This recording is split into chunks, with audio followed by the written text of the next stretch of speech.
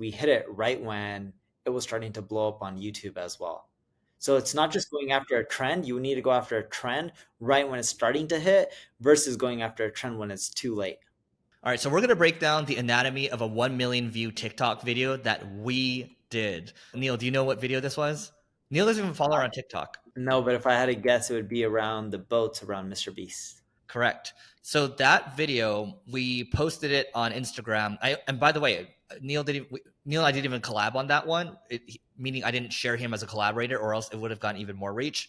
But that one got about 200,000 views on Instagram, and then I threw it on our little marketing school YouTube channel as a short. And that YouTube channel only has 6,500 subscribers right now. That got about 70 or 80,000 views or so, which is the biggest one by far for our channel. And then when I threw it on our marketing school TikTok, it got 1 million views on it. And so Neil and I are going to break down why we think it was successful. We both have our theories here. So Neil, do you want to talk about that video first, or you want me to talk about it? You can go for it. You're the one who broke it down during the podcast episode.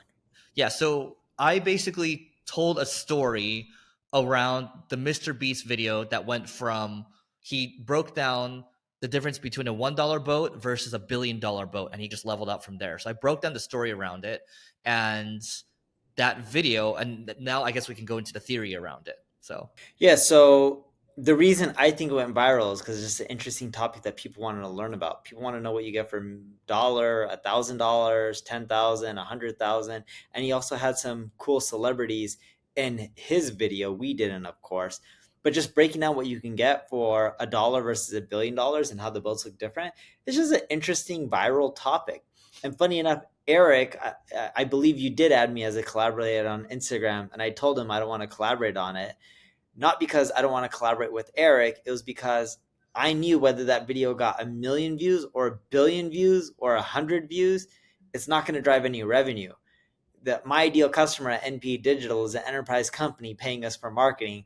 I don't care for people to follow me because we talk about boats and what's the difference between a dollar boat versus $1 billion boat. Anytime you end up creating content that is applicable to everyone out there, it can do really well. And B, the second part is anytime you can break preconceived notions that people have about specific industries. You need $1 billion to buy a boat. If you watch Mr. Beast's episode, you can figure out what you can get for $1 or what you can get for $10,000 or $100,000, right? So it can also break down people's ideas on what they really need to spend to get something versus reality.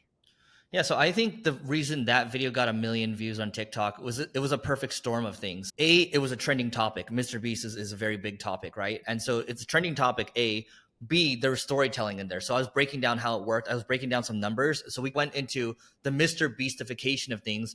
But in there, we broke down business numbers. And Neil, actually, I don't know if you remember this, you chimed in and you're like, I bet you he's making a lot more revenue from this, which is exactly the point too. Because we're saying, hey, this dynamic, how he structured this video works really well. Plus he makes a lot more money now because he's not just running, he's not having a big brand pay him, right? So it's like there is us trend jacking something, but also adding our business experiences on top of it. So that worked out well. And the pacing was really good too. The editing was good.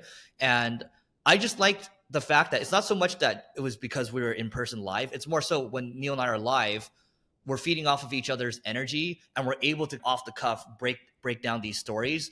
And it's the stories that ultimately help a lot of things become more successful, because people like listening to stories.